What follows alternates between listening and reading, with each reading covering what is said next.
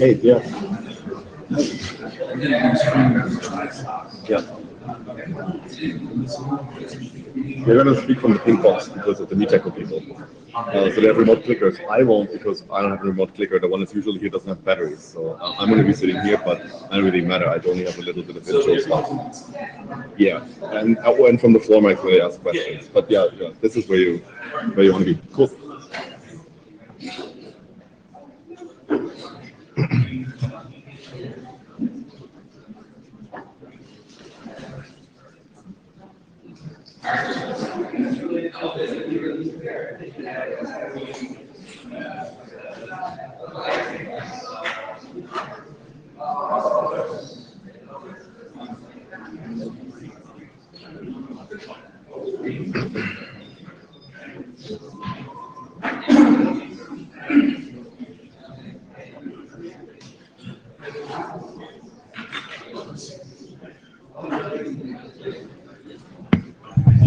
All right, we're going to get started in a minute or so. Matt Ford has agreed to take minutes, so we have that. If you would like to help Matt take minutes, he's going to do it on the Etherpad. You can get to the Etherpad from the agenda pages. There's now a few extra buttons. It would be especially helpful if you, go to the microphones and ask questions of the speakers, that maybe afterwards you peek into the Etherpad to make sure that Matt got your name correctly and that he didn't totally mess up what you actually asked or what the responses were.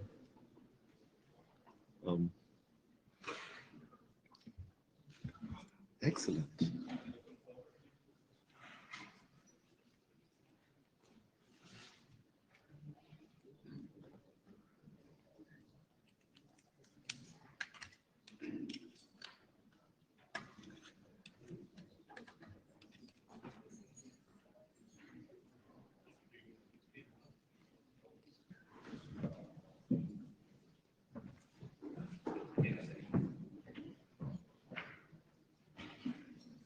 And since our excellent secretariat has supplied me with a just-in-time clicky thingy, I can actually stand in the pink box like they want us to myself.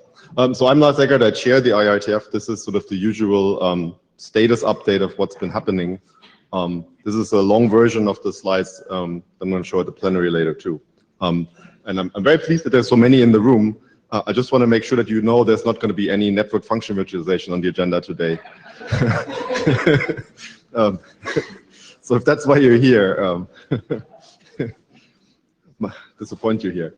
Anyway, so we are the IETF, but we do follow the same IPR disclosure rules as the IETF. The reason is that it's very confusing to everybody if we wouldn't, because the meetings are so indistinguishable, especially when we meet during the IETF week. So if you make a contribution, meaning if you talk here or there or send email, and you have IPR and anything that you contribute, you need to disclose that, the usual stuff. So the slides are up. Thank you very much for the speakers to A, get them to me early, and B, not change them at the last minute. That was very helpful. Remote participation, there's various ways today, is even because, so MeetEcho is streaming us, but apparently also iSoc is streaming us, so there's 2 streams. If you want to see which one you like better, go ahead. We have 2 mailing lists. One is a very low volume announce list, and one is a equally low volume discuss list. The second of those doesn't need to be that low volume. People can use that for discussions. This is the open meeting.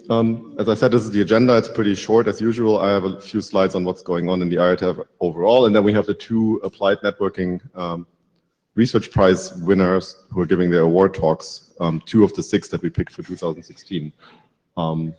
Dario Rossi first, Samuel Gero second. At some point before Sam's talk, there's going to be a few people from the quick HTTP community walking in because they asked me to put the agenda this way so that they can make it over. So don't be alarmed if all of a sudden the doors open and like 200 people walk in. Right, so state of the IRTF. We have, I think, 10 groups chartered at the moment, and 8 are meeting this week, which is pretty good, especially since I think at least 1 or 2 of those have actually asked for several slots during the week, which we couldn't give them because the week's pretty full, as you know. So almost everybody is meeting this week. There's sort of a few special meetings here. There's a joint meeting between the software-defined networking research group, the network function virtualization research group, and the network management research group. So if you thought that NFV yesterday was full, so I asked the chairs to double check what kind of room they asked for this meeting on Friday, because otherwise it's going to be pretty tight. But you should go. This is, has the potential to be interesting because it's really sort of a discussion on what can we do in this shared space on management. There's 2 groups that are on the bottom here that are in the proposed research group phase. One of them is the measurement and analysis for protocols research group that met yesterday. And the other one's the network machine learning research group, which also met yesterday. So if you happen to have been at those 2 meetings, I'd be interested to hear from you what you think should happen here. Should we charter them, or are they not on a good track and we should maybe, you know, not charter them? So come talk to me or send me email. Every IETF meeting, the IAB reviews the progress of one research group. This time it's the Gaia research group.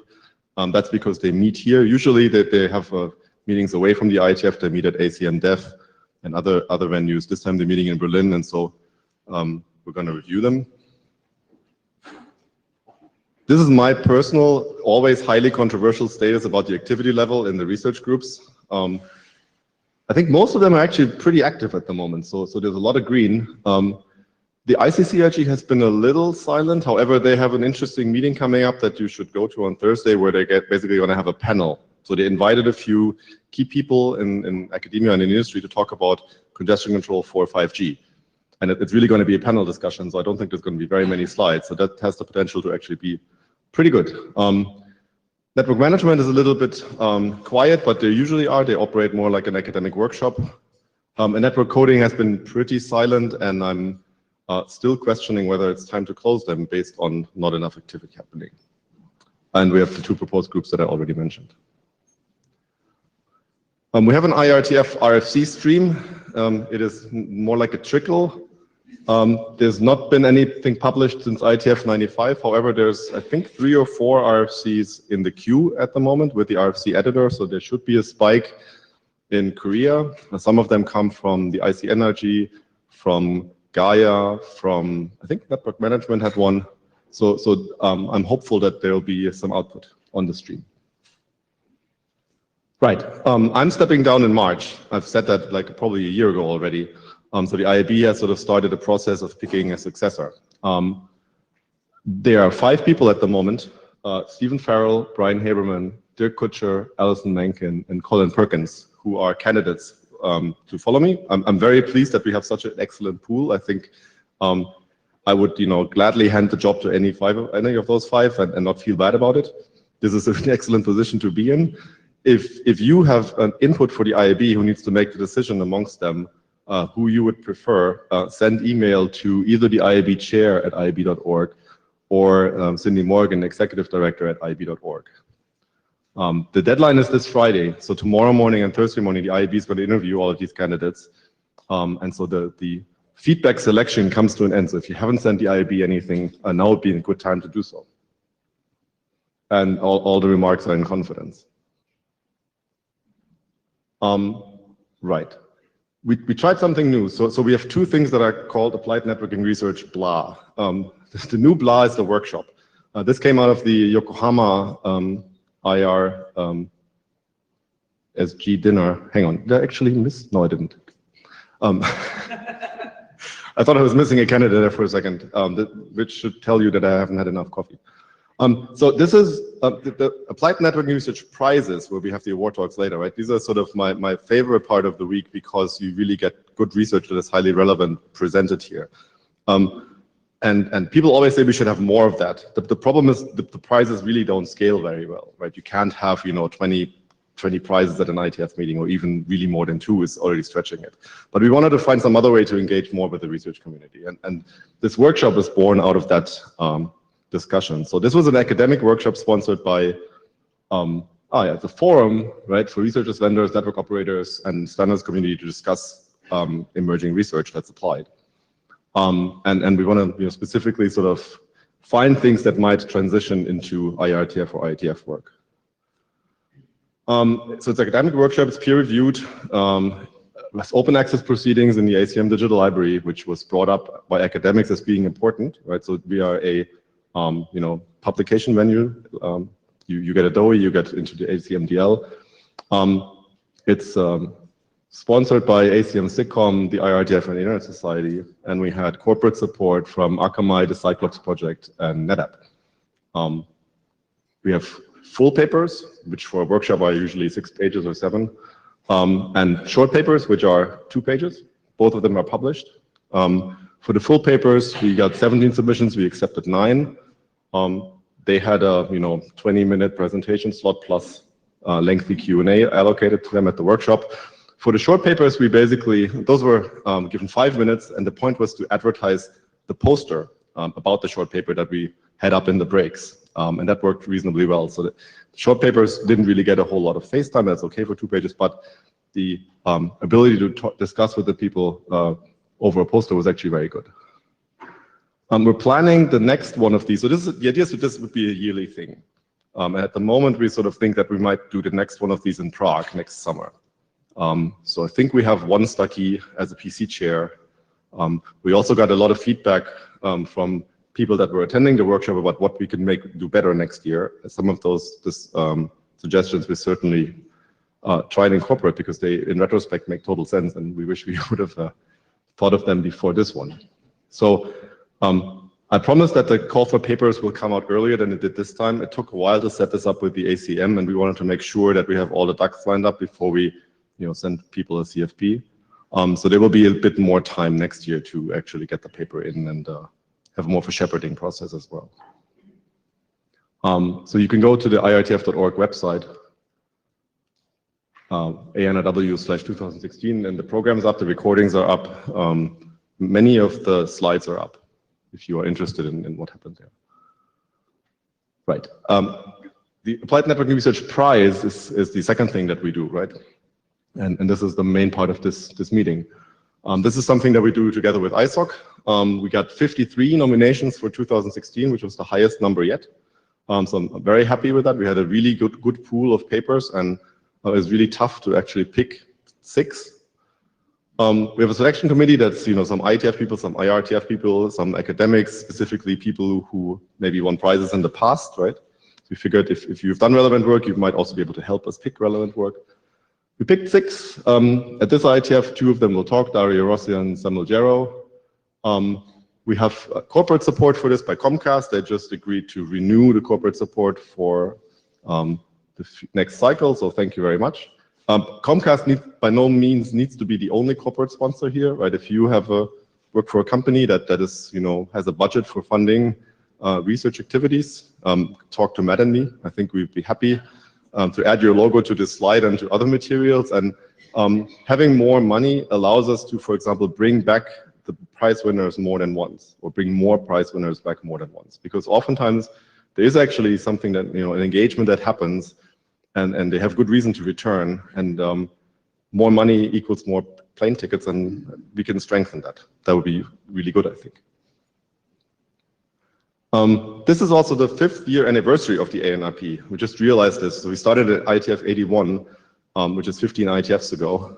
And Matt dug out a little bit of statistics, and I dug out a little bit of statistics. So we awarded 26 winners so far, right? And if you are interested in where the papers appeared that we awarded, right? So 8 of them were at ACM IMC. So we really like to award measurement papers. So if you want to get one of those prizes, step 1, get into IMC.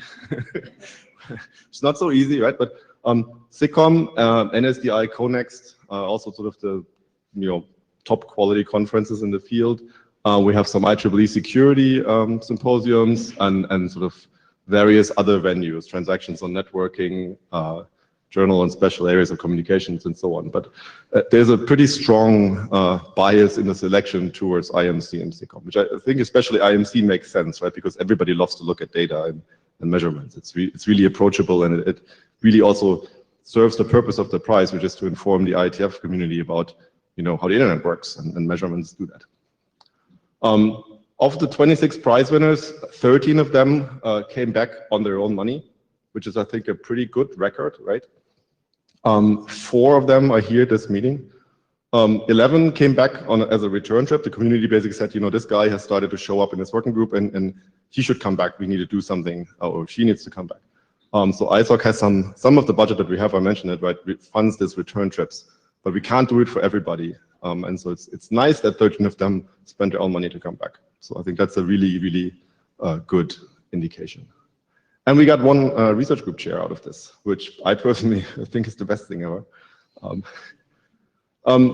This is showing you a little bit of acceptance rate. So in the year we had this many nominations, we awarded this many awards, and so the rate is roughly 10 to 15%. In 2011, when we started, we had this crazy idea that we would run the selection process for every IETF meeting, which clearly didn't scale. That's why we did it for 81 and for 82, which is why we got 24 and 13 nominations. And then we quickly decided, let's only do this once a year and pick for the entire year. And that's why for the other years, we have the one number. So step 1, get into IMC, kind of hard. Step 2, 10 to 15% acceptance rate here. So it's pretty, difficult to get chosen. And that's why the quality of the papers is usually so good, right? Because the bar is really high, actually. So I think this works well, and I think we will do this forever, Matt, right? As long as there's good papers, I think we're going to do this. Or maybe we stop when the room is empty one morning and everybody's. Right, and that's the end of my sort of status of the IRTF bit. Any questions about anything I said?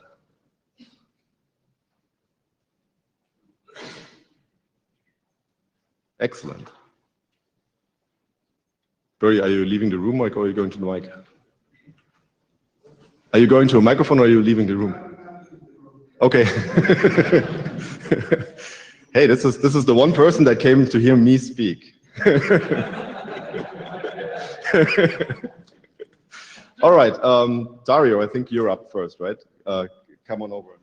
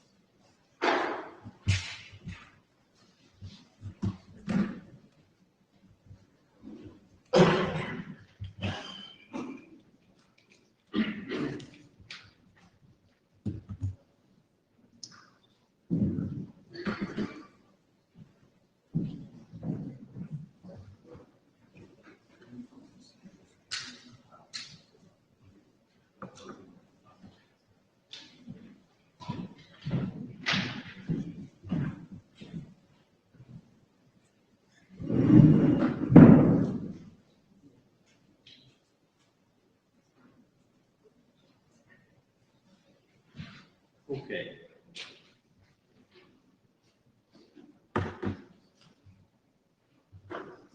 Just a second. Yeah, that's good. We tried it before, and I told Lars, never use Microsoft products overlinked in a Windows emulation setting to the presentation. My fault. Why are you doing it then? I don't know, I'm not enough to. So let's try it again.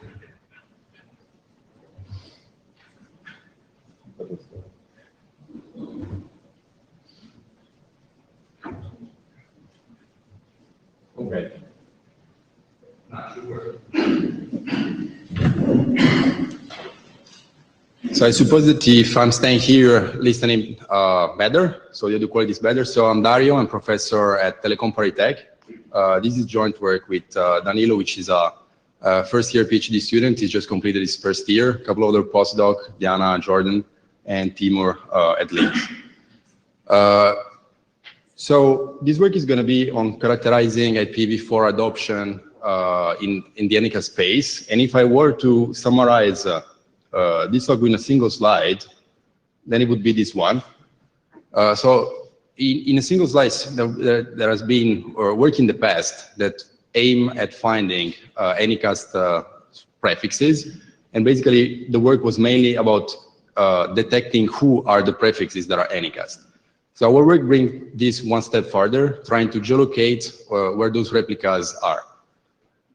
In the spirit with the IETF, so I want to mention a couple of things. So one is that anything that you're going to listen to this talk is going to be open source, which means the software that we're using, as well as the data set. Data set that we use to gather the publications. So everything that you are seeing, you're welcome to use it if you find it useful. Okay, so the outline of the talk basically is going to provide at the beginning some background on the technique we're using. So the prize is about one paper, which is the Connex paper, and I'm referring to this paper as the foreground, so the main meat of the talk. But in order to you to understand what are the techniques behind, I need also to introduce the background, which is a paper that was published at the Irtfopen 2015 that introduces the technique. So I need both because the technique is going to be the building block that we're going to then use to scale this analysis to the internet level, performing one censuses, multiple censuses. The data that we were doing in Connex was related to March 2015. And since December, we kept doing this monthly, so new data is coming. Then since there's a little bit more time, and we kept working on that, I'm going to also illustrate a little bit the future work, the ongoing work that we're doing on this area, notably about the study of the infrastructure and evolution, as well as application to BGP hijacking. So the second thing that you should never use is this, in combination.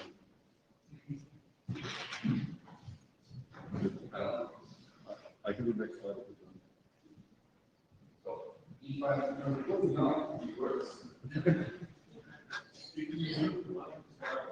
I can also, okay. Yeah, so I can. The big box doesn't. Okay, the camera will not follow me, right? Okay.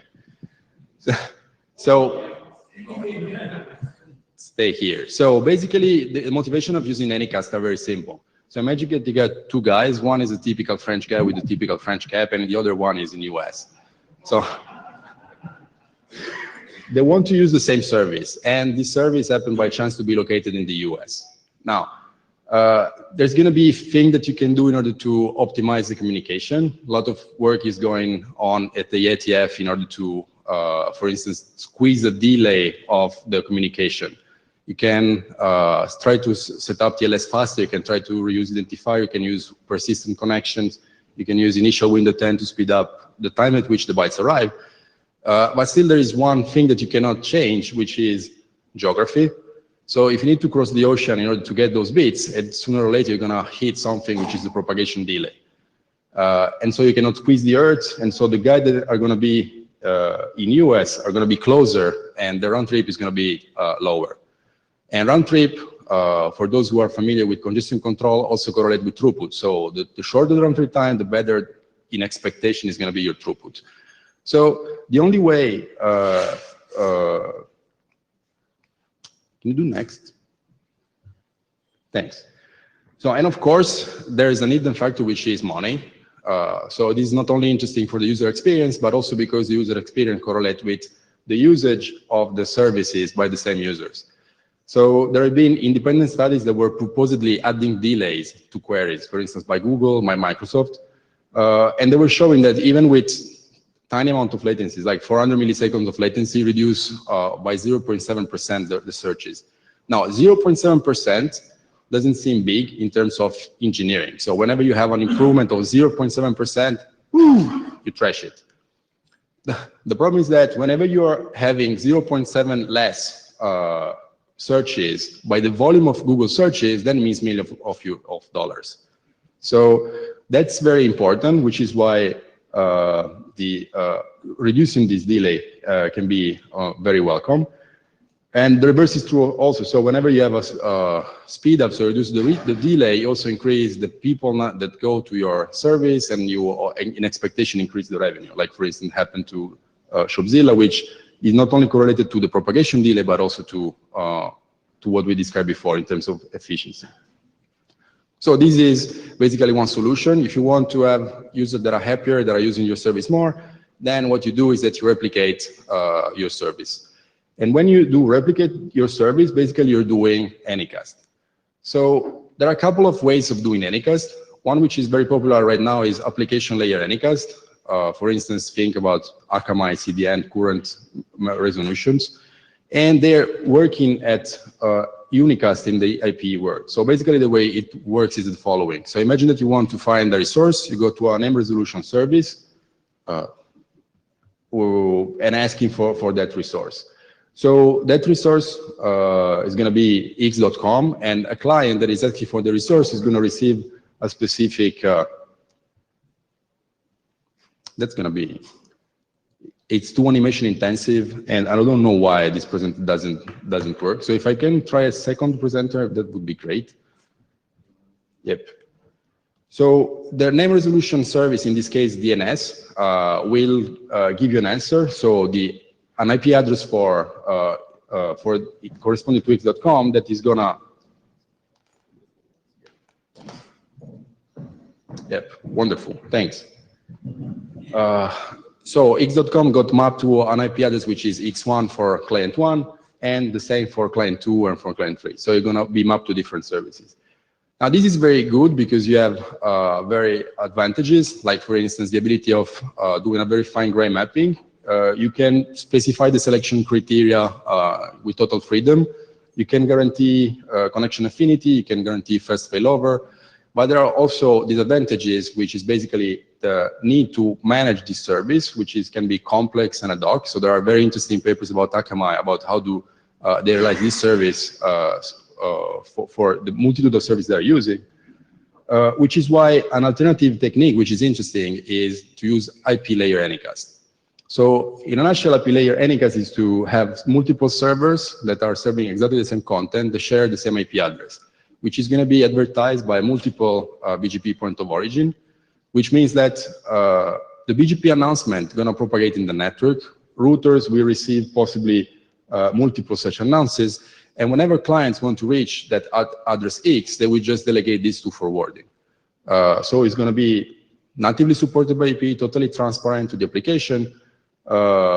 You have some level of tuning. The disadvantage is that you don't have fine-grained control, and BGP metrics are not necessarily performance metric, are more likely tied to economic incentives.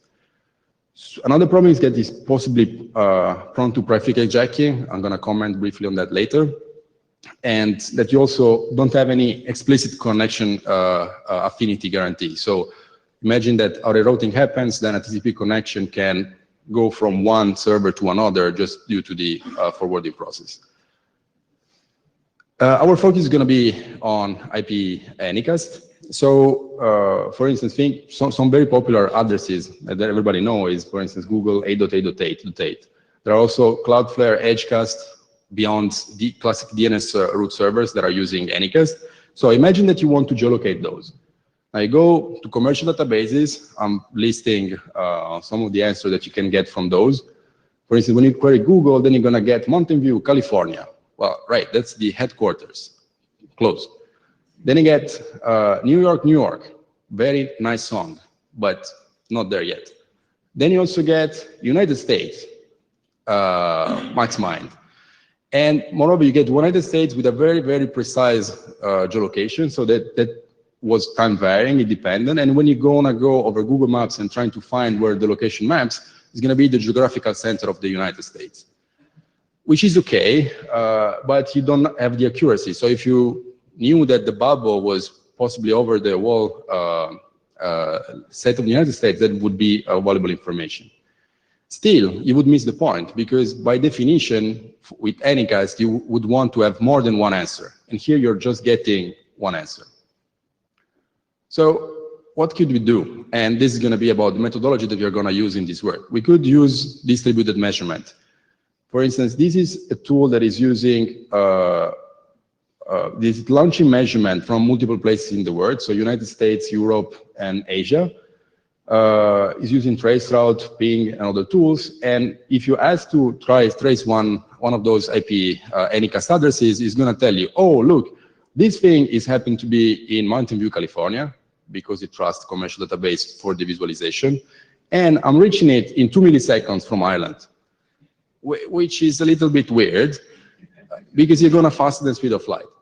And those that are trying to publish that things go faster than speed of light had to step down recently, right, from the places in applied physics. So in the internet, your equation is going to be 1 millisecond roughly. You can travel about 100 kilometers. And this is due to the fact that you have optoelectronic conversion.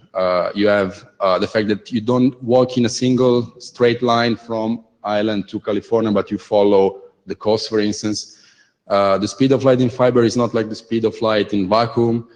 You have BGP, so you're not going as fast as speed of light, but you're in a factor of 3 of that. Okay, so implicitly already seeing from this, you could detect, wait, that's a speed of light violation. So 2 milliseconds means that if really this guy from the United States, this guy from Europe, and a guy from China are hitting the same IP address in 2 milliseconds, well, that must be 3 different things. And these 3 different things are Anycast. So this basically, the idea is not new. And this was precisely the tool that was used in nano work by Renesys to detect who are the Anycasters. And our work is going to be to raise this to the next level and geolocate where they are. So just to give you a brief coverage of related work. So I'm going to talk about 2 things. One is the technique to do the geolocation, and second, the scaling this technique to all IPv4 space. So in terms of geolocation technique, there are these nano work that we already discussed that is using traceroute to just do detection. Then there are a couple of work that manage to do also enumeration, but they are relying on protocol-specific technique. They just work, for instance, for DNS. They are making DNS chaos queries. In the chaos reply, you get some very specific information that is made by operational DNS root servers that is going to convey you the IATA airport code where the Anycast replica is located. So this work only for DNS. So now we're going to leverage this information in order to validate our technique, but our technique itself will not use this information. We're going to just be based on latency probes, as few as possible, so that this technique uses a fistful of ping, so about hundreds of ping are sufficient to do a quite accurate geolocation of the probes. And we validate it for DNS and also for CDN like Edge, Cluster, and Cloudflare, where we had to develop another additional technique to find ground truth. Then once we have this technique, what we can do is that we can analyze what are the deployments of Anycast. Typically, people have taken a quite small set of targets. For instance, most of them were looking at DNS services, and they were studying them with really fine-grained eye. So they were looking at metrics like proximity, affinity, availability, load balance, of specific deployments. Our focus is going to be different because we're going to take all the IPv4 space and geolocate those replicas, so we cannot achieve the same fine grain, and we'll mostly gather some aggregate metrics, as you will see. So the workflow is going to be as follows. We're going to first start with the building block, which is the analysis tool that is going to be fed by large-scale measurement from Planet Lab, from RIPE, in order to extract those things that are Anycast. And so let's start with an overview of the technique. So we do start with measurements taken from multiple vantage points. Since you know, or you're supposed to know the position of the vantage point, then once you have a latency measurement, you can map this to a disk, which is a geodesic disk, which is the maximum distance that this packet can have traveled on the network. And so basically, a set of measurement maps to something like this on a map. Then what you do is that you apply the detection violation, the detection of speed of light violation technique that we saw before. So whenever you have 2 disks that do not intersect, those 2 disks are contacting 2 separate replicas. And our point is that we want to be able to find the largest set of disks that do not intersect, which by definition, each of which contains 1 Anycast replica. And we do this by phrasing the problem as a maximum independent set problem, which is an optimization problem which is known to be NP-hard. And that's a little bit unfortunate because it means that in order to solve it, it takes time. So what we can do is that we can solve it with the brute force approach for deployments where you have a finite number of replicas, like for instance, Planet Lab. It takes some hours. And then we can also use a known approximation, which are greedy approximation, that in all the possible spaces achieve deceiving results. 5 approximation means that you find 5 times less Anycastle replicas you could find with the brute force. But in this particular problem, we show that they're practically indistinguishable from the optimal. And the advantage is that you're going to be much faster, so you're going to be much more scalable. Now, the process works as follows. You find all the disks that do not intersect. And so since this disk here intersect, you cannot no longer consider it. Why? Because it may be contacting a replica which is not in the intersection, or it may be contacting one replica which happens to be exactly here in the intersection of either of those 2 disks. So in this case, it would stop at 3, and this is your number. Still, we are not there at individuate finding in which city are those replicas. And so here we're going to use another criterion, which is going to be a classification problem.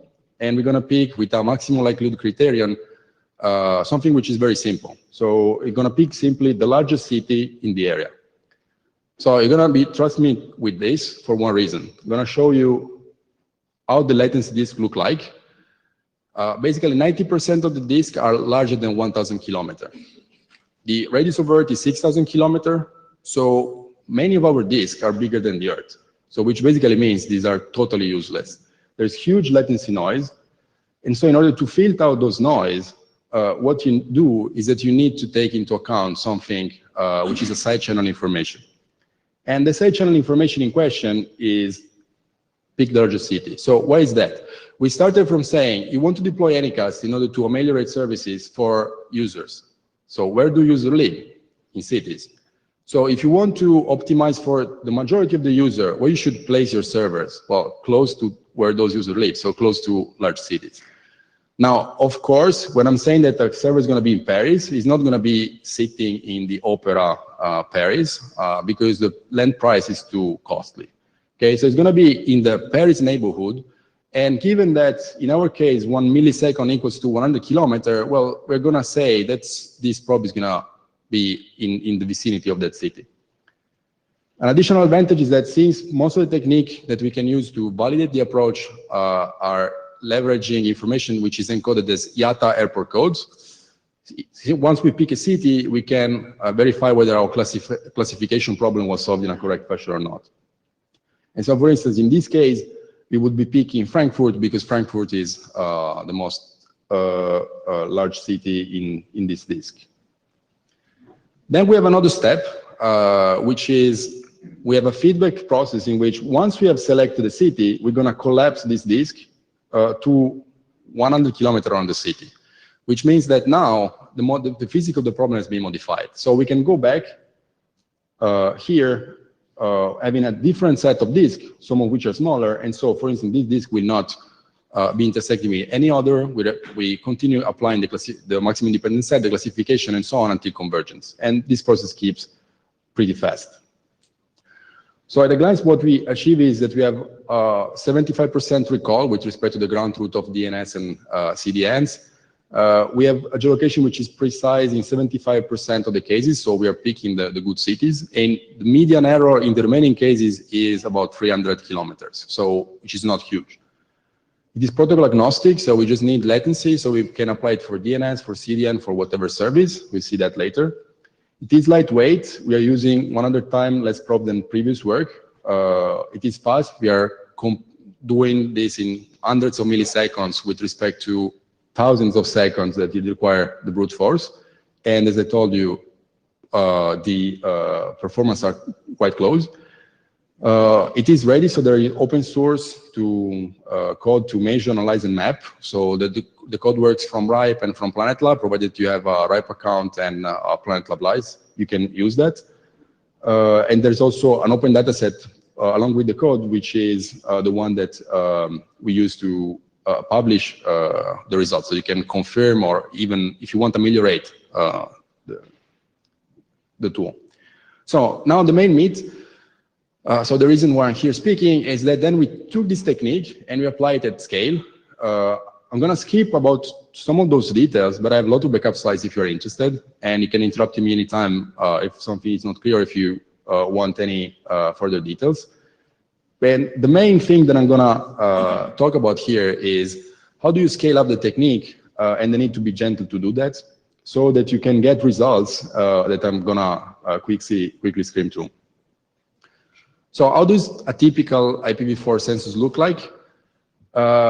You start from 10 to the power 7 live targets. So this is a EP hit list, which is provided by John Eidman at Easy. And as we see yesterday, these need to be updated quite frequently. In the proposed working group about measurement analysis protocol, there was a talk showing that in the next month after the release of the hit list, if you're just using the hit list, 80% of the target's gonna go away. So this is something that you need to update frequently.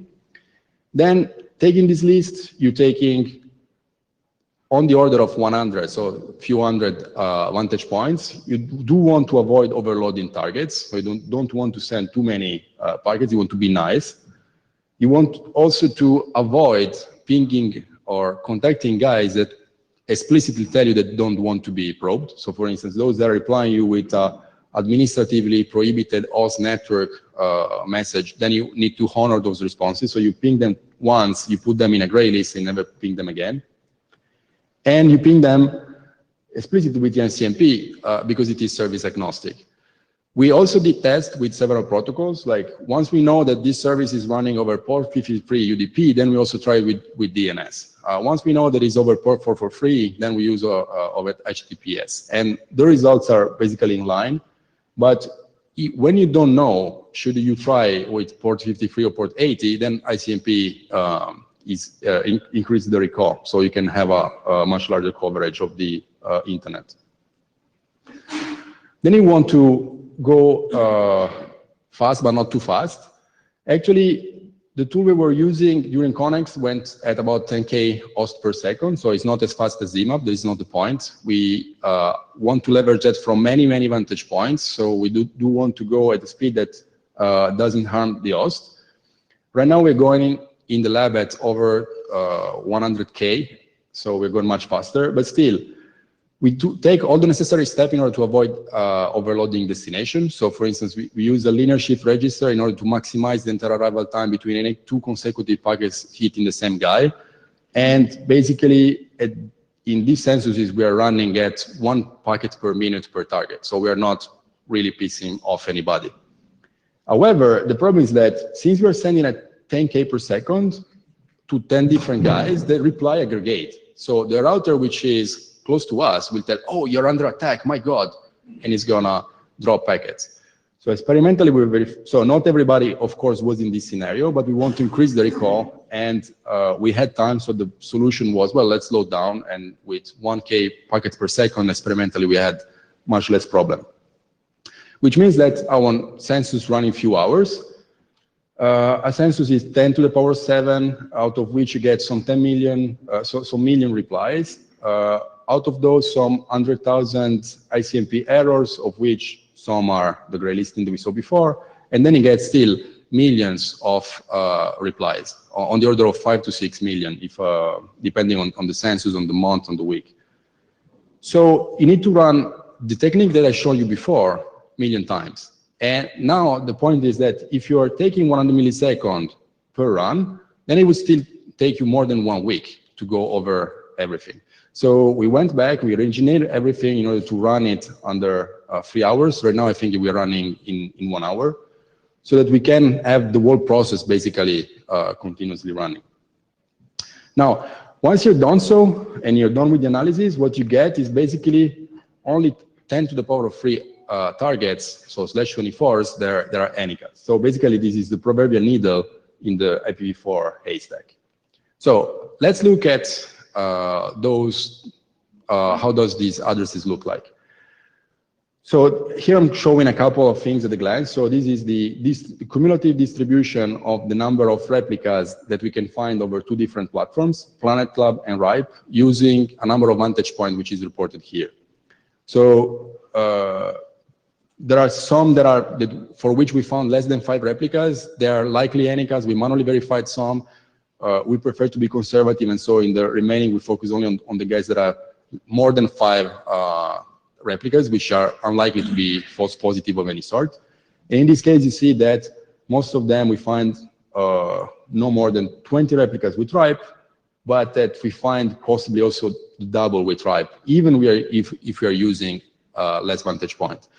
This is because Ripe Atlas vantage point can be chosen between a much larger diversity. So right now, Atlas now has over 10,000 probes from many more autonomous systems in many more countries. So we can have much more diversity. So if we make a careful selection of those probes, then we can have a better results.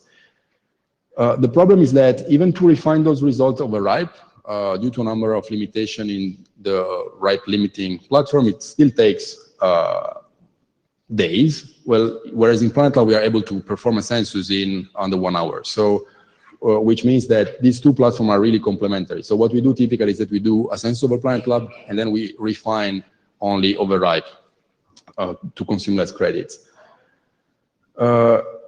Those /24s are pertaining to about 100 AS in 71 cities in some 38 countries with some 10,000 replicas. These were data from March 2015. So what we did is that basically, just because we were given the talk here, which is a good motivation to improve the thing that you're doing, basically we started performing monthly censuses since December 2015, and now we are exporting those since basically the last month. So right now you can go back in time and see the different measurement, how they look like for any of the IP addresses that we find in the vantage point. So here is just an example. So how does this top 100 look like? Actually, for reason of space, since the screen is too small, it's going to be cut at 50, but you can find the top 100 in the paper. And you immediately see that you find basically all good big fishes. So here what we were doing is that we were probing each /24, then from whois information we were aggregating multiple /24 to a single owner. For instance, here over 100 /24 belongs to Cloudflare, which is one of the top CDN. And so we did the process iteratively, so to find CDNs, service provider, hosters, important autonomous system, social network, and security companies. So all the big names are there. So basically, we found the silver needle in the IPv4 stack. So we got important ASs, we got people that are serving popular host content. So this is the Alexa rank and Kaida rank. Kaida rank is for placing autonomous system, how important is an autonomous system in the internet topology. And the Alexa rank tells you how much a web domain is popular over the internet. And so you find people that are consistently serving quite a lot of pages that happens to be in the Alexa top 100K, so among the top 100,000 popular pages. You get a lot of service diversity. We perform a complementary port scan exhaustively of one target alive in each of the /24 in the census. And so you can see that, okay, there is port 53, DNS, we expected that. There is port 18, port 3, okay, can be expected because there's CDN. And then you can find oddities like Incapsula and OVH, where you have really lot of ports which are open. I'm gonna comment a little bit on that later again. Then you find very heterogeneous footprints. You have people that have hundreds of /24 that are serving Anycast contents, like Cloudflare, and you have people that have only a single IPv24 prefix. Okay, which gives you an idea of, if you want, the fragmentation and diversity of the deployment in the space. So which is why we couldn't go and find and consider each of these deployments in isolation because they are pretty different one from the other. So from the complementary port scan that we did, some interesting findings, for instance, like I said, we were doing stealthy scan over all ports, and so we found not only CDN and DNS, but also unexpected traffic like OpenSSH, which is not the typical thing you would expect to find on Anycast replica. One of the possible reasons that I've been given is there is basically misconfiguration. You have a server which runs on OpenSSH with default configuration. By default, the configuration SSH is binding to all IP addresses and not only the unicast interface that you should run. But if you have any other explanation, I'm willing to take it. So from an operational experience. Then we also look at the number of open ports. This is a complementary cumulative distribution function, is an ugly plot. To be explained, but just to point out that there are, for instance, over 10,000 open ports in OVH. OVH is the largest hoster in Europe, the third in the world. So there is quite large diversity of services that are served over Anycast. Then we were also doing a breakdown of the software that is running using the Nmap fingerprinted techniques. And we're also trying to correlate how different is the web ecosystem for the Anycast from the web ecosystem from the typical unicast. And the correlation between the popularity of those software is pretty different, meaning that exactly as you do for the DNS, that run a special version of the bind daemon, which is made for root servers, then also the popularity of web services is different from unicast to Anycast. For instance, here you can find things that have been customized by Cloudflare or Edgecast. So these are their own products specifically for that. Okay, so this basically summarizes a little bit of the finding we had in the Connex paper. Of course, there are more details, but I'm not going to go over all of them. I'm going to just want to comment a little bit on how could you use this technique. So we've been using it, for instance, over historic write measurement. You can go back in time and see what was the architectural evolution. And here, applying the technique or looking at the DNS chaos ground truth, so you can see how things did evolve. This is, of course, for DNS, but you can do it for any target that were traced in Rive. Then, orthogonal to the spatial and temporal dimension, we did another thing, which is taking a look of real passive traffic. So we have a passive probe in several ESP in Europe. We have a list of the targets that are Anycast worldwide. So what we can do is that we can cross-check what is the traffic that a user see with the list of IP Anycast traffic and give this description of those traffic. So this is just an eye candy that shows that even there is a huge diversity of the thing that people see. Just a quick statistic. In the typical day, about half of the users are going to encounter an Anycast service just because some of the popular services like WordPress by automatic is hosted over Anycast. So this is pretty popular. We also find interesting stuff like, for instance, RTP radio over Anycast with session that lasted 4 hours, which is a little bit a comment about the fact that Anycast is pretty stable, despite the fact that you have strictly no control over the BGP process, so it can be routed at any moment. But then, since you're using a live radio, well, they should work in practice, right, for the user. Otherwise, they wouldn't be using those services. Now, as a final thing that I want to talk about is our recent work on BGP hijack detection using this technique, not only this technique. I mean, in one slide is going to be very short, so I'm not going to be able to explain the whole details. I just want to convey some messages. And this is this work is being carried on in a context of a Google Faculty Research Award being awarded last year. So remember that I said that IP Anycast, one of the problems was that you could hijack it more easily. Why? Because basically BGP hijack, you can have multiple points of origin that advertise the same IP prefix. Now, the difference between an hijack and Anycast is whether the routers are authorized or not to advertise this prefix. And there's a lot of proposals for solving this problem, though none are deployed yet. So this can be a problem made harder by the fact that implicitly in Anycast, you would already expect to have multiple routers advertised in this. And so in order to debunk whether this is really Anycast or this is somebody which is trying to exploit this, is going to be harder. So how could we use this technique in order to help in this space? Well, we have basically two ways to do it. So one is having reactive scan on suspicious BGP announces. So you receive an announce you wouldn't expect, and for instance, you issue IGRD measurement on suspicion. Well, the problem is that even though we were doing that, the BGP hijacks are of short duration, so nobody knows exactly whether what is the duration of the hijack. So there are hijacks that last for months, but there are also hijacks that are supposedly be of in the order of minutes. Right now, the monitors are exporting BGP information in the order of 15 minutes. Now with BGP stream and other very recent advances, we are moving to the 5 minutes region. But basically, this means that whenever your control plane sees something, your data plane would have seen it like 5 minutes ago. So issuing a measurement now, well, it may not bring any useful information. So which brings us a different perspective, which is, okay, then what about scanning proactively all the /24 prefixes like we're doing now?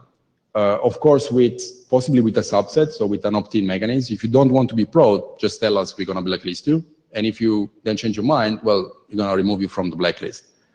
And so what we could do is that we can make measurement continuously, store, say, the last hour of censuses made at the frequency of 5 minutes, so that if any time you see something in the BGP control plane, then you will be able to easily go back in time and say, oh, how does the data plane measurement look 5 minutes ago? Which is basically this Back to the Future service that we are building up and that we plan to make available sooner or later.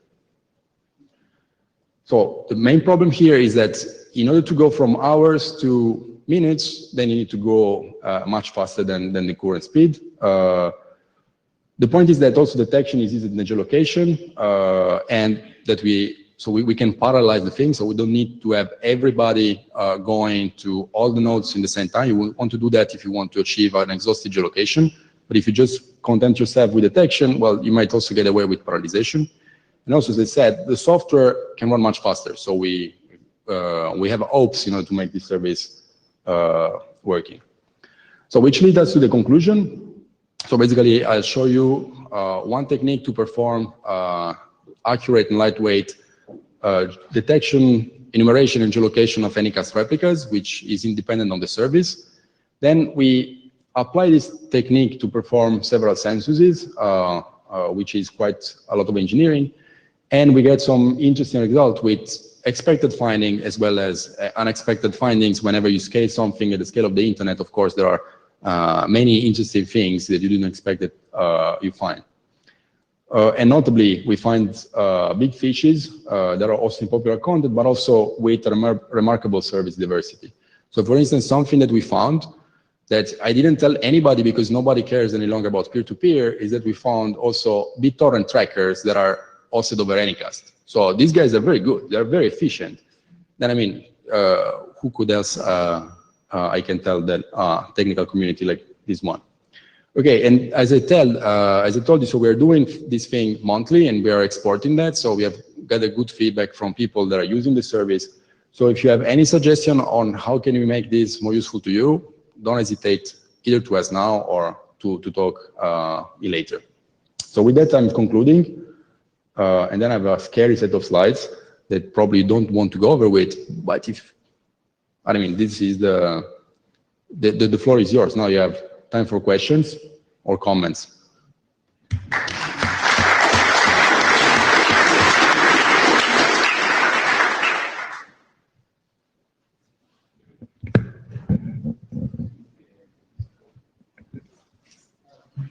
Giovanni, SIDN. Great work, Dario.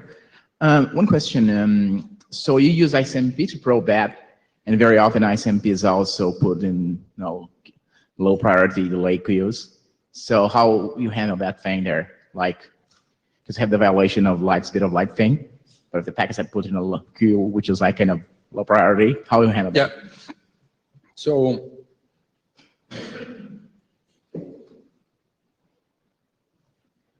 I'm gonna probably show you two slides. So one is, we're already seeing, so this is the distribution of the latency. And actually most of the things that we are seeing are in a space that brings you in the size of a continent. So whenever you're above 10 milliseconds, you're already in a radius which is pretty large. So you don't even need to mention buffer bloat. Buffer bloat can go to a space of seconds, which is here, and basically you're in intergalactic communication radiuses, right?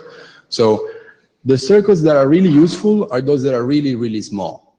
And you don't know how to, this is the biggest problem. So once you find some guys with good connectivity, well, okay. But you know, it's not necessarily easy to find them in advance. And just probably, oh, sorry, this slide, which is useful.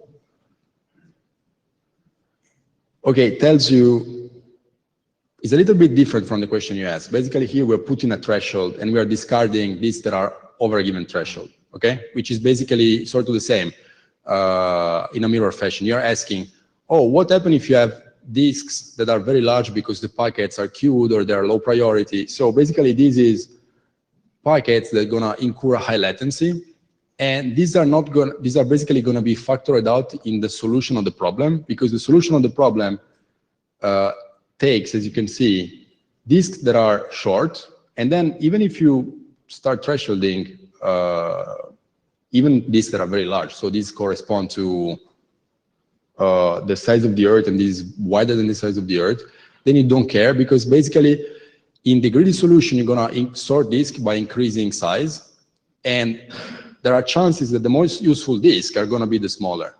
Then that depends on the geometry of the problem. If you are in a space which are nobody around, even with a very large disk, if you're alone, then maybe in the solution you're gonna be picked up. But otherwise, what you rely on is in the existence of this lucky guy that have a privileged path, that are close basically to this replica, that are sitting on the Anycast replica, probably because they are in the same internet exchange point, whatever. So those guys are the one that you want to select with the as a result of the optimization problem. So the others are just the overhead that you incur because you need to do those measurements, and then once you see, oh, 100 millisecond latency, you're not thrashing it away, but the solution of the algorithm will. Okay? Thank you. Thank you.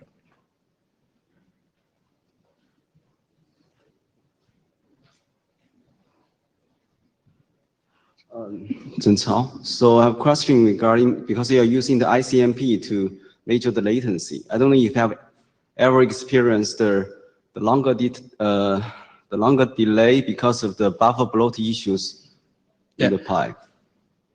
Oh, wait a second. Sorry.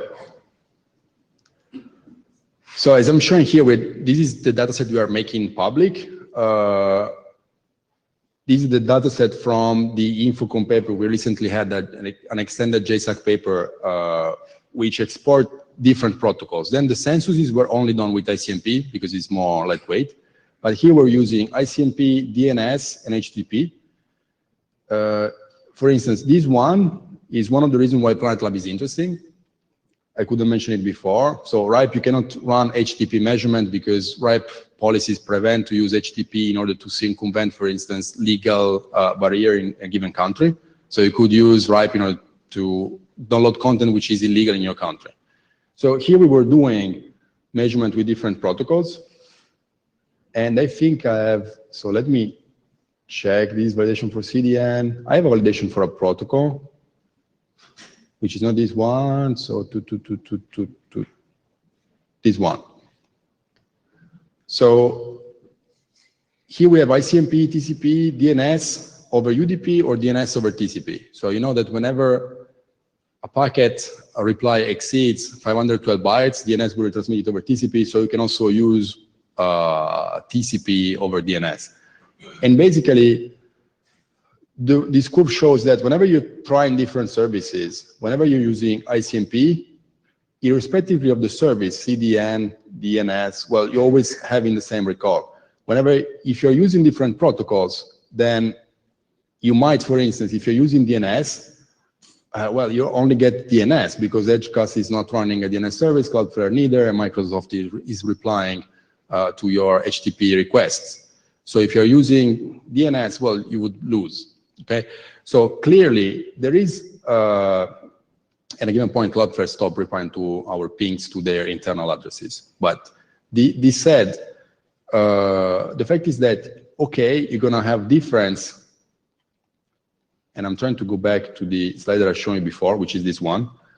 You're gonna have different protocols, we're gonna have different latency measurement, possibly because they are differently treated in the routers, although it is not the place where buffer bloat gonna be. Buffer bloat was mostly at the edge of the network, so in the access where you have large capacity in front of a relatively narrow pipe. Routers are made to treat packets at line rate, so there you wouldn't expect to find very large queuing delays. In this case, if you're using ICMP, you know that you're going to get 3 times median latency with respect to the speed of light. So this is basically the slowdown you have. With TCP and UDP, you have slightly different figures. There is a recent paper in NotNets by a NS project, which is Internet the Speed of Light, where they're doing precisely so. They're evaluating what is the overhead, or if you want the stretch with respect to light speed for different protocols. And the numbers are slightly different, but basically you're gonna be back into this slide here, where, okay, provided that you don't have huge additional factors, if that factor is still bounded, well, you still get away with exactly the same result. I don't have a picture that is showing the accuracy, and I'm jumping from one slide to the other, sorry.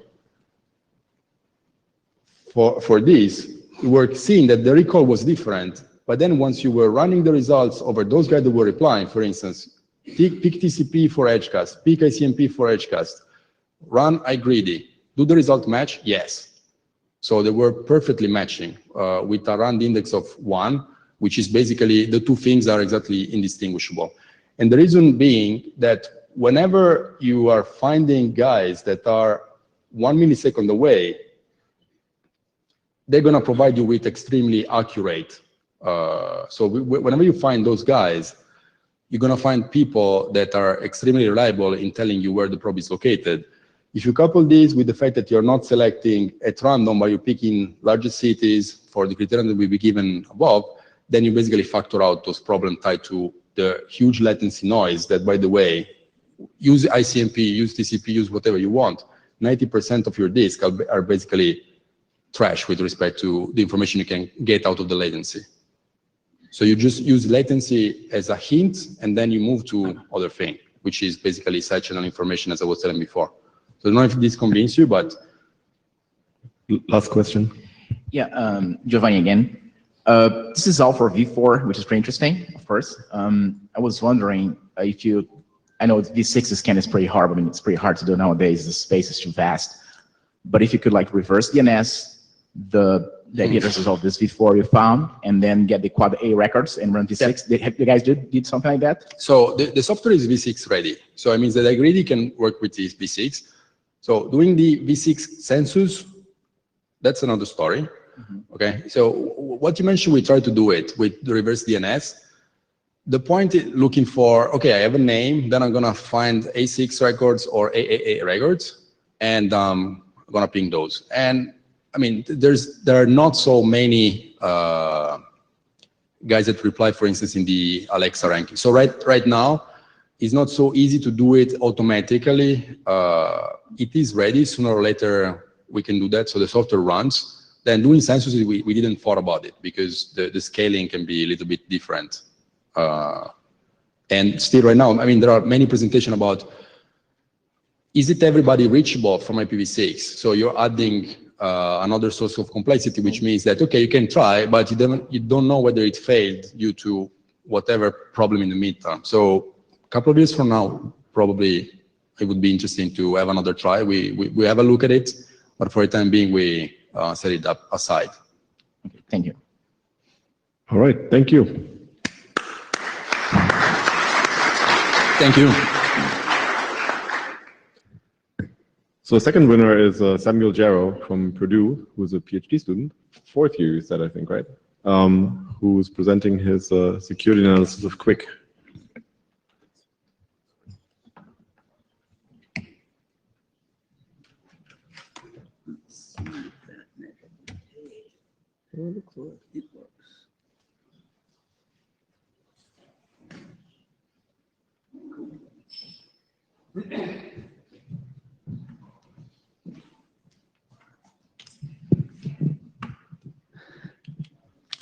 Okay, yeah. As Lars said, my name is Samuel Giroux. I'm a PhD student from Purdue University. And today I'm talking about our work on how secure and quick is quick, a provable security and performance analysis. I should mention that this is joint work with Robert Lechev, who's now at MIT Lincoln Labs, Alexandria Boldriva, and Christina Naitu-Wataru. So I'd like just to take a moment at the beginning here to talk about some of the motivation for our work and really for Quick more generally, which has all to do about minimizing latency. So with proliferation of mobile and web applications and sites, latency becomes a very important issue for the internet, for operators and things like that. We had a couple examples of that actually in the last presentation, but even other studies show that even a quarter of a second latency difference in latency can be a significant competitive advantage. And there's one study that even says that, well, Amazon loses 1% in sales for every 1/10 of a second increase in latency. So this is something that people care very much about, especially people like Google. Additionally, there's while bandwidth today is fairly cheap, it's only likely to increase. Latency faces a fundamental limitation in that we simply can't send information faster than the speed of light. So, unless the physicists can magically solve that for us, or we drill tunnels directly through the Earth's core, or we all move to a smaller planet, we're essentially stuck with a fundamental challenge to minimize the number of round trips times required to set up connections without sacrificing security. And that's exactly where Quick comes in. Quick stands for Quick UDP Internet Connections. So it's built on top of UDP, very common transport protocol in the internet. And it's a communications protocol that was developed by Google and implemented as part of their Chrome browser back in 2013. And the protocol essentially has two primary goals: to produce security that's comparable to TLS, while also providing significantly reduced connection latency. And the questions that we try to answer in our work are, well, how effectively does Quick actually achieve these goals in the presence of attackers? And to understand why this is a non-trivial question, I'd like to compare Quick and TLS all on a couple of different dimensions here. The first of these is the time to set up that connection initially. So hopefully we're all fairly familiar with TLS. We use it all the time for online banking, for Facebook, for essentially anything else encrypted on the internet. But TLS is actually built on top of TCP. So when you set up a TLS connection, you're actually going to set up a TCP connection first with a handshake involved in that. And then you'll set up your TLS encryption keys and then begin to exchange encrypted data. By contrast, Quick basically combines those two stages into a single handshake, which results in significant latency savings. Now, of course, to do this, Quick relies on UDP instead of TCP, and TCP provides some handy benefits for protocols like this. Things like reliable delivery, in-order delivery, some protection against connection spoofing. But of course, it also, as we see here, adds latency, and there's some performance availability attacks like the TCP reset attack that are known against TCP. So the question then comes, well, what about Quick? They had to re-implement all of these guarantees that TCP provides. How effective are they at getting that latency? Are there similar performance attacks against Quick? Then to the second dimension that I'd like to talk about here, which is how TLS and Quick begin to exchange their data. In TLS, we have a fairly simple picture. We start with establishing our session key, and then we can use that to begin exchanging data. Quick, on the other hand, is much more complicated. It actually looks like it takes distinctly longer to begin to send encrypted data. However, we can actually start to send that data before we have our final session key set up, using this initial key. And the benefit of doing that is that we can often avoid one RTT in that initial key establishment by caching some of these parameters, achieving the 0 RTT connections that's Quick's goal. But of course, this more complicated handshake then raises the question of, well, what implications does this actually have on the security of the protocol? Before I go further, I'd like to mention some closely related prior work on Quick at CCS a couple years ago. This work developed a security definition for multi-stage key agreement protocols like Quick, and showed that Quick's key exchange meets that definition. They showed how they could modify Quick to compose it with secure data exchange protocols and prove that this modified version would have been secure, which is important and valuable. But we also, there's a couple questions that are left over from this work, which is, well, what about the security of the protocol as it actually is today? And then how can attacker impact these latency goals of Quick? And these are both important questions because Quick isn't just some academic protocol, but is actually deployed by Google in the internet today. And these turned out to be exactly the questions that we address in this work, which is what provable security guarantees does Quick provide and under what assumptions, and then how effective is Quick at actually minimizing this latency in the presence of attackers. And just to give a quick highlight of our results, we developed a security definition suitable for performance-driven protocols like Quick, and prove that Quick satisfies that definition. However, Quick does not satisfy the traditional notion of forward secrecy provided by some modes of TLS, like TLS DHE. Forward secrecy, just as a reminder, is this notion that if a server becomes compromised at some point in time, then connections made to that server prior to that point are still secure, cannot be compromised. And turning to our second point, we've discovered that with some simple attacks on some of the handshake parameters, we can actually prevent Quick from achieving these minimal latency guarantees. And we demonstrated these attacks to show that they are in fact practical. Okay, so in this rest of this talk, I'd like to spend some time talking about our provable security analysis of Quick.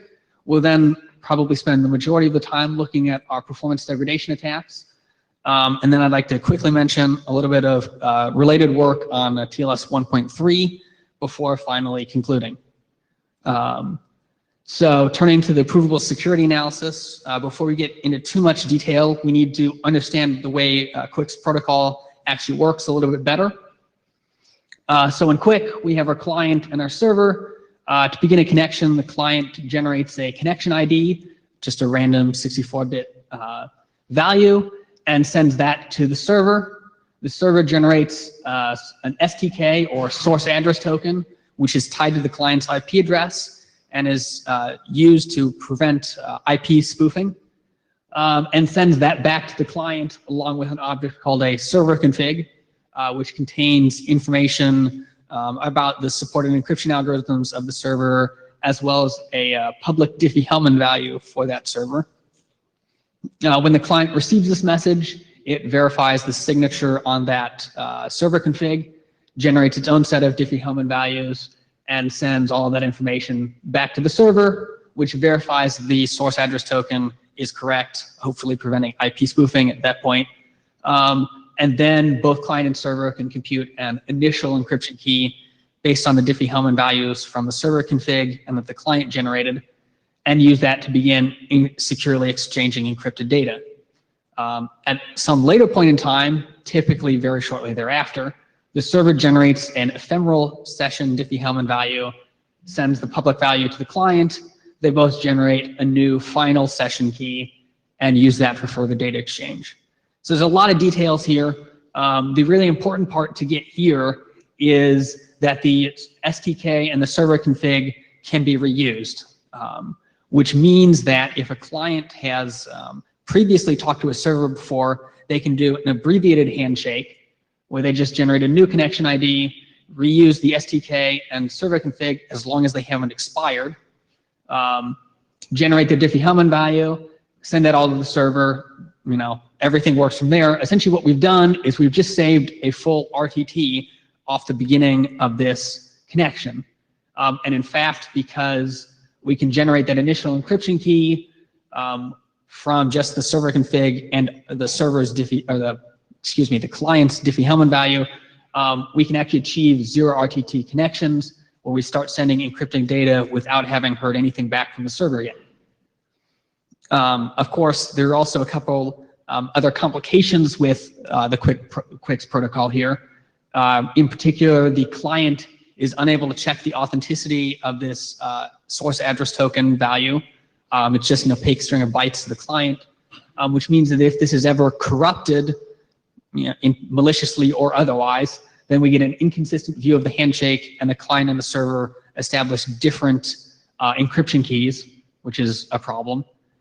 Additionally, if the server is compromised before the server config expires, then data that's encrypted under this initial key can be revealed, can be compromised. This is the forward secrecy difference that I mentioned earlier. So we developed a provable security proof or analysis for QUIC. It's not the only type of formal security analysis available, but it seems it's very popular for protocols like this in the community. And basically what this means, how we went about doing this, is we developed a protocol and environment definition, who the entities are that we wanted to model, how they communicate. We then built a security model, which defines what the attacker is allowed to do, if there are multiple attackers, whether they can collude, whether they can corrupt entities, whether they're allowed to only observe or to observe and modify the communication, and what the attacker has to do to be considered successful. So are we only interested in attacks on confidentiality and authenticity, or we also consider attacks against denial of service, IP spoofing, things like that? From these two components then, we build a proof by reduction, which proves that the attacker can succeed with only negligible probability under reasonable assumptions on the building blocks of the protocol, the digital signature schemes, block cipher schemes, and so forth. As you can probably guess from that description, this is a very dense analysis, very notation rich, very complicated. I'm not going to bore you all by presenting all the details here. What I'd like to do instead is to just talk about some of the complications that we face in this analysis, and then present the main security result. So probably the biggest challenge that we faced in doing this analysis was that prior analyses of TLS, of which there's a large body of work here, are not suitable for QUIC. It's very relevant work, but it's not suitable for QUIC because in QUIC we can begin exchanging data before that final session key is set, which is not possible in TLS and not supported by all of these other analyses. I should mention that there are newer analyses of TLS that came out after our work that may be more suitable for that, for analysis of QUIC, but that obviously didn't help us when we were developing this. Another challenge that we faced is that parties can set distinct different initial keys in the QUIC handshake, which means that the traditional notion of having a matching conversation to capture data privacy isn't sufficient, and we need this new notion about setting a key with an entity to be able to capture that. Also, as mentioned, the server config is public and can be reused before it expires. That means we need this weaker notion for forward secrecy for these initial keys, where the keys are completely secure once the server config that's used for them has expired. However, the traditional notion of forward secrecy still applies for the final session keys, so we're still good there. And then finally, UDP does not address unordered delivery of data or spoofing, which means QUIC has to implement all of that itself. And we'd really like to, and did include that all into the security model that we built, which means we need to be able to capture all of the different complications that involves. Okay, so to address all of these, we developed a new protocol model to capture data exchanges with these multiple keys. We call this the QUIC communications model. we built a new security notion, quick, authenticated and confidential channel establishment based on the notion used to prove the security of TLS. And from all of that, we established our security model, and I can present our final security result, which is that Quick meets our notion of security here if the underlying signature scheme is strongly enforceable under chosen message attack, and Quick supports two well-known signature schemes. Quick note, we discovered that neither of these schemes have been proven to be strongly enforceable. They have been proven to be unforgeable, however, and we believe our proof could be modified such that that would be sufficient for Quick. More details about that are in the full version of our paper. We also need the underlying authenticated encryption scheme to be indistinguishable under chosen plaintext attack and authentication secure. And Quick uses AES and Galois counter mode, which has been proven to provide these properties. We also need a couple very standard security assumptions: that the strong computational Diffie-Hellman problem is hard, and the random oracle model for the HVAC and the key derivation process.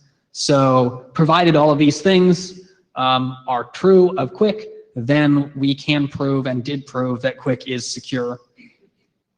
Okay, so that's the provable security analysis of Quick part. The performance degradation attacks is what I'm going to talk about next here. We found basically two classes of attacks against Quick.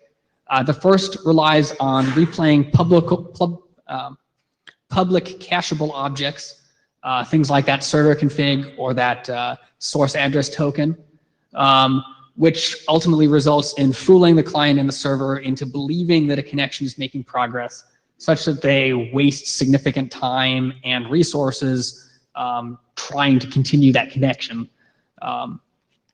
The second class of attacks that we found operates by manipulating unprotected packet fields, which ultimately leads the client and the server to have different views of the handshake and compute different encryption keys, at which point everything fails. Both classes of these attacks are smarter than simply dropping packets or delaying packets because they're harder to detect. And they also confuse clients and servers into believing that the connection is making progress, such that both parties waste significant time and resources, computational and memory, on these connections that will never succeed. Ironically, these attacks also stem from the parameters whose very purpose was to minimize latency in the first place, the server config and source address token particularly. And finally, and most importantly, these attacks do not concern data authenticity and confidentiality. So these are only attacks against the protocol's performance or availability. Any data actually exchanged by Quick is unaffected, and we've just proven that Quick is in fact secure. Okay, so these are the 5 different attacks that we found against Quick. We targeted the Quick Chromium implementation from a couple years ago, which was current when we started this work. We implemented these attacks in Python, leveraging the Scapia library. The really important thing to take away at this point is that these attacks can be used to deny clients access to any application served over Quick, and then they cause the servers to waste significant resources, time, and memory for keeping state. I don't have time to talk about all of these attacks in detail, but I would like to talk about just 3 of them here to give you a flavor of what these attacks are like. So the first attack is the STK manipulation attack. STK is this source address token that's used to prevent connection spoofing, IP spoofing. In this attack, we've got our client, our server. Our client generates a new connection request and sends that to the server, which generates this STK value that's tied to the client's IP address, and sends that along with the server config back to the client. Unfortunately, there's an on-path attacker in the middle of the network, and what this attacker can do is he can modify that STK value, just change it to some other value, and send that, forward that on to the client. The client then attempts to verify the server config signature, which succeeds. The server config is genuine and unmodified, generates its Diffie-Hellman values, sends its reply message back to the server, which is again intercepted, and our attacker replaces that its malicious STK value with the original one, which is important because the server will immediately attempt to verify that. At this point, the client and server then compute their initial keys. Unfortunately, that source address token is used as part of the input into the key derivation process, which means that they compute different initial keys, and at that point, they can't exchange any, they can't decrypt any of the exchange data. And this attack is made significantly more powerful because once those initial keys are established, essentially all messages that Quick exchanges after that point will be encrypted. So any error messages that might clue the parties into the fact that this connection is horribly broken can't be decrypted and are of no value. As a result, what ends up happening in this case is that the connection will wait until an idle timeout occurs before being abruptly terminated. That takes multiple seconds at the client side and actually multiple minutes by default at the server side. Until that happens, this connection is stuck in a hung state.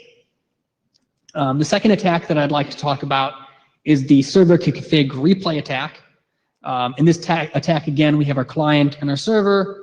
The client generates a new connection request, but there's this attacker that's in this network that's listening for these connection requests and generates a spoofed reply to that request way faster than the legitimate server actually can, because the attacker is closer. And this spoofed reply contains the genuine server config for the server. Remember, the server config is public cacheable information, so it's easy for the attacker to get it either by snooping prior network connections or even contacting the server directly. The attacker also places a fake randomly generated STK value into this message and sends that to the client. The client again verifies the server config signature, generates its Diffie-Hellman values, and tries to talk to the server, where predictably the STK that the attacker supplies fails to verify. At this point, then, these clients already established their initial key. Clients already established their initial key, so all messages they send are encrypted. And any error messages from the server that could correct the situation are actually rejected because the client thinks it's already received the first message from the server, so it throws them away. And again, it takes an idle timeout to eventually terminate this connection. The third and final attack that I'd like to talk about is the STK replay attack.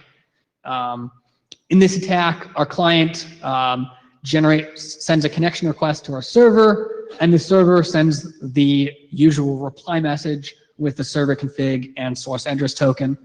However, there's an attacker in this network who's sniffing for these response messages, grabs that server config and STK value, and begins spoofing lots and lots of connection requests from this client. And this works because that STK is bound to the IP address, but is reusable while not expired, because we need that for the zero RTT to work, which means that the attacker can legitimately spoof all of these connection requests from the client. And for each of these requests, the server is going to need to derive keys for them. It's going to need to keep state, and it's going to need to send reply messages, which means that the server quickly falls over. I actually demonstrated, or was actually able to demonstrate this against the Quick server that's part of the Chromium implementation. The server actually ran out of all of my RAM and swap, and the out-of-memory killer eventually killed it. Okay, so it turns out, interestingly, that these attacks against Quick actually have some similarity with prior attacks that we know about for TCP and TLS. One example is that this STK replay attack that we just talked about has a lot of similarity to TCP SYN flood attacks in that both attempt to overwhelm your server with essentially connection requests that are then abandoned, that the attacker has no intention of ever using.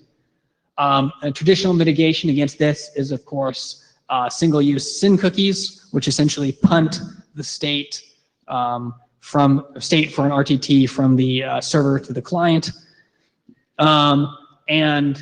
That's somewhat the idea of the STK value, but unfortunately, the STK needs to be replayable for 0 RTT, which means that the attacker is still able to spoof a very large number of these connections using it.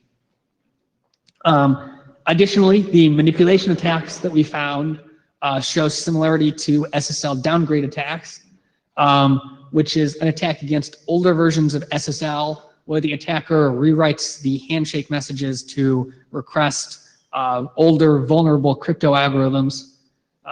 Protection was actually introduced in SSL 3, and this basically includes a hash of all the handshake messages in the very final message and checks that the client and server compute the same hash.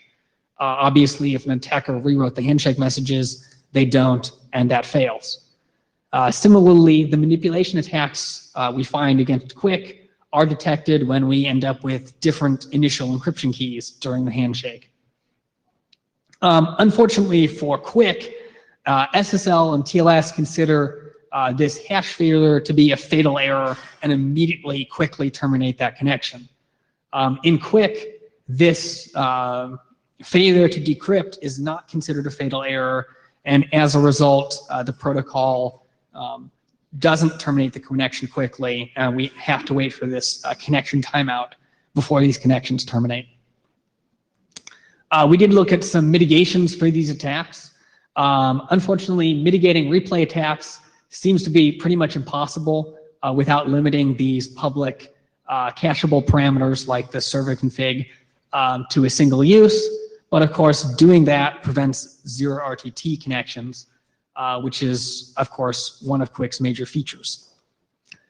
For packet manipulation attacks, the situation is a little bit more hopeful. We could sign all of these modifiable parameters that contribute to the encryption keys, but this introduces additional signature-related computation and overhead, which is actually also a source of denial of service because attacker can spoof a large number of these connection requests, which require signature verification. Okay, so at this point then, we've talked about our provable security analysis. We've talked about the performance degradation attacks we found. I'd like to spend just a couple minutes talking about recent related work on TLS 1.3. In case you're not familiar, TLS 1.3, next version of the TLS protocol, currently in draft stage. I think the current draft is like -14. Hopefully it becomes standardized here soon. Turns out TLS 1.3 actually has a number of similarities with Quick, including a handshake with multiple keys and a 0 RTT mode, very similar to Quick's. Also very encouragingly, from a provable security perspective, we've already seen a number of provable security analyses for TLS 1.3, despite it still being in draft stage. So whereas for prior versions of TLS, it took something like 20 years from the initial development of SSL to having a provable security analysis. And here for Quick, we demonstrated a provable security analysis a couple years after deployment. Here for TLS 1.3, even before the standard is finally standardized, we have a lot of work being done and a number of provable security analyses already published, which is very encouraging work. Just to briefly talk about a couple of those, at CCS last October, there was a work that showed that the TLS 1.3 drafts are in fact secure multi-stage key agreement protocols, and showed how to compose them with symmetric key protocols to securely exchange data. And then just a couple months ago at IEEE Security and Privacy, there was a work that developed formal models for all of the TLS 1.3 handshakes And there's a number, there's like a full handshake, a pre-shared key handshake, the zero RTT handshake, maybe a resumption handshake. I have to, yeah, don't remember precisely. And then they used some automated automated tools to prove the security of all of these handshakes. And then similarly, another work at the same conference showed that all of these handshake modes compose together securely in an arbitrary order. So TLS 1.3 doesn't have any of these multi-handshake attacks like we've seen against prior versions of TLS. Also, very interesting. So while provable security is very, very important, we also need to study the security of our implementations and the environments in which they're deployed. Another work from CCS last year demonstrated an attack based on the weaknesses of RSA-based PKCS encryption that results in attacks against TLS 1.3 and QUIC if they coexist with prior versions of TLS, and even though neither QUIC nor TLS 1.3 actually support PKCS. And basically this attack uses the prior versions of TLS to forge a signature that TLS 1.3 and QUIC accept, thereby breaking their security. So not only is provable security analysis important, we also need to carefully study the environments and the implementations where we actually deploy these protocols.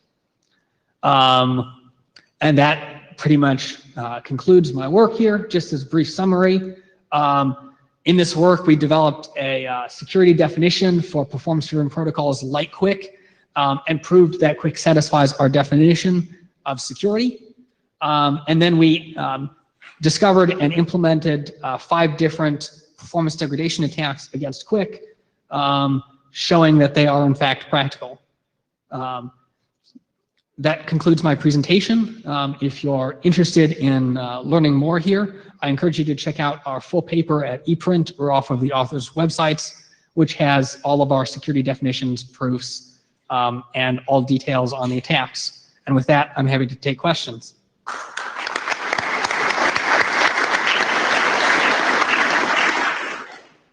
Hi, Samuel. I'm Dave Blanco from Akamai. I read your paper before this, okay, and the presentation helped me understand it better. The thing that I'm curious about that you might help me in my work, and if it's too far afield from this, just explain to me why. I noticed in the paper it doesn't mention SNI, the server name indicator that we use to set up the initial encrypted session. Yes. And there's been work in the past in the IETF to try to encrypt that. And I'm less familiar with crypt than I am with TLS 1.3. But what I'm wondering is, obviously with the thing you described, you have this opportunity to send SNI encrypted under the subsequent sessions because you have this zero RTT already encrypted context. Well, that's true, but you're also here, part of that server config, or logically part of that server config, is the SSL certificates and verification.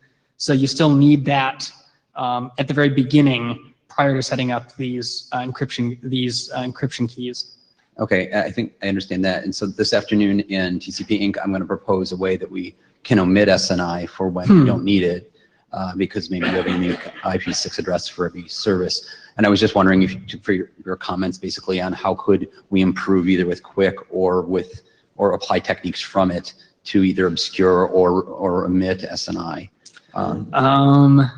So QUIC actually does send SNI. It's in clear text.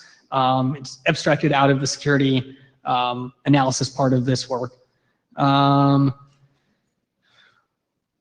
not sure I have any great suggestions for you, unfortunately. It's out of the domain what you're doing because it's really a privacy concern rather than a security concern, even though yes, and for the certainly for the security analysis part of it, it's completely abstracted out of this analysis. Yeah, not really in scope, unfortunately. All right, thanks a lot.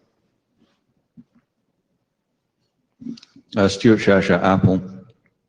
One of the questions I was going to ask as I was watching the presentation is many times you mentioned TLS, and I was going to ask you, does that include TLS 1.3 with its zero round trip facilities? And then I saw towards the end you start mentioning TLS 1.3. So I'm curious to know of the vulnerabilities you found, which ones are flaws in Quick specifically that TLS 1.3 doesn't have? Which ones are just inherent with any zero round trip protocol and they're kind of unavoidable? Because it'd be interesting to know if there are things that can be fixed in Quick, should that be done. You also commented that there have been some security analyses done of TLS 1.3, even though it's not final. Yes. And I would argue that doing that before it's final is exactly the right time to be finding the security flaws, before the RFC is published, not afterwards. Absolutely, yes. So in terms of which of these attacks are applicable to TLS 1.3 or unique to Quick, I think most of these are essentially going to affect all types of zero RTT protocols. By caching that information, you're essentially giving it to the attacker to do these kind of replays against. One of the big things that TLS 1.3 could look at is some other way to provide to prevent IP spoofing, because as we see in a number of these attacks, that source address token that Quick uses is one of the major features here that we can leverage that provides some protection. So even the STK replay attack, right? It provides some protection against IP spoofing, but not complete protection. We can still replay it if we spoof the single IP address. Let's see. Something else I wanted to say there. Shoot. Okay. Well, okay, thank you. Yeah. Other questions? All right. Thank you.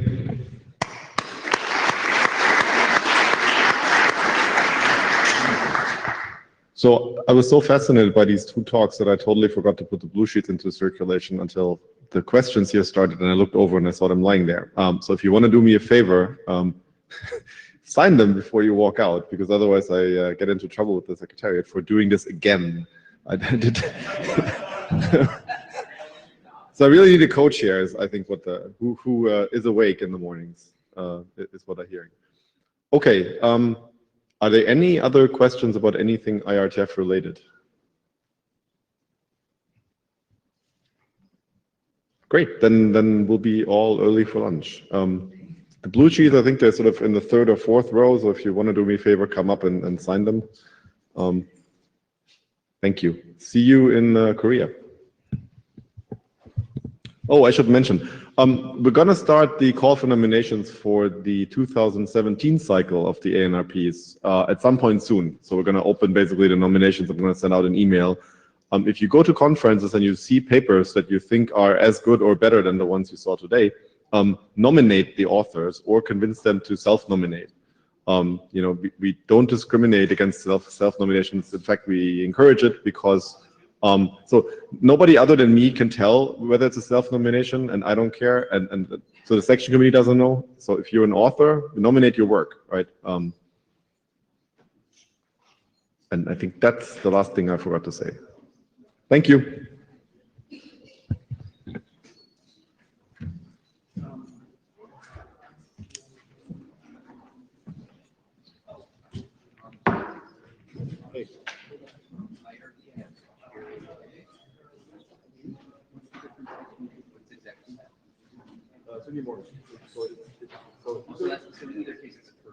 In either case, it's a person, and they forward it to the IETF emails, which is internal, not archived, and only has the data.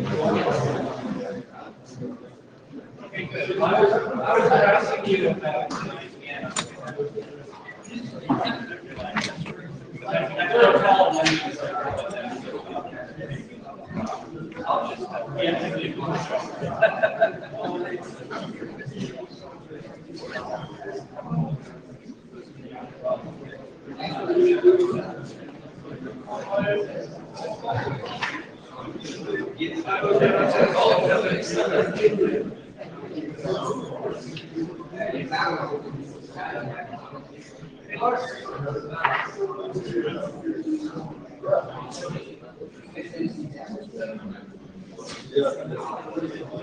Yeah, my signature is like, I don't know what it is. Oh, here.